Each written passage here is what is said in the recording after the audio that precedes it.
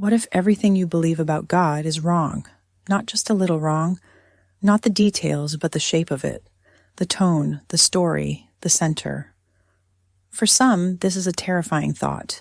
For others, it feels like relief, because belief can be a comfort, but it can also become a script, one you didn't write, one that was handed to you, and sometimes, without realizing it, you stop talking to God and start reciting what others told you about God.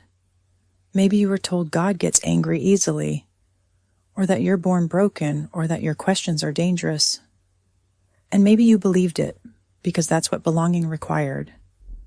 What if you inherited someone else's God, their fears, their rules, their certainties? What if the God you were taught to believe in was never yours to begin with? And what if defending that image has kept you from encountering something real, something wider, wilder, more tender than doctrine ever described? You might not even realize the cage until the door swings open, and you're afraid to walk out. Because what happens to a life built on a version of God that no longer makes sense? And what if God isn't the same for everyone? Is the God of Abraham the same as the God of Islam? What about the gods of other cultures, ancient and modern? What makes one sacred story more true than another? And how do we know which God, or gods, we're meant to serve? Is divinity assigned by geography, ancestry, skin color? Are we worshiping what's true, or what was handed down by those in power? Could all of these names and paths be echoes of one divine source? Or are they distinct reflections of human longing shaped by time, place, and memory? It's hard to question what you've always called truth, even harder when love, community, or identity was attached to it.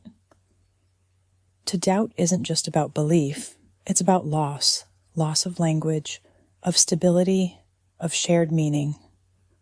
But maybe the undoing isn't destruction, maybe it's sacred. Because unlearning is not betrayal, it's a sign you've grown. Faith isn't loyalty to old ideas. It's the courage to ask, is this still true? Is this still whole? Is this still mine? There's beauty in not knowing, not as an excuse to stop seeking, but as permission to seek more honestly. What if faith isn't about holding ground, but following mystery? What if God is bigger than the versions we outgrow? To ask, who is God now and who are you, without the need to defend your belief? Would you still be kind if no one said you had to be? Would you still reach for wonder if there was no reward? These are the questions that don't lead to easy answers, but they might lead to a kind of truth that doesn't need defending. Maybe being wrong about God isn't the end. Maybe it's the soft beginning of wisdom, the moment you stop protecting the answers and start listening for the questions. Maybe the divine isn't what's been proven, but what still feels possible, even when nothing feels certain.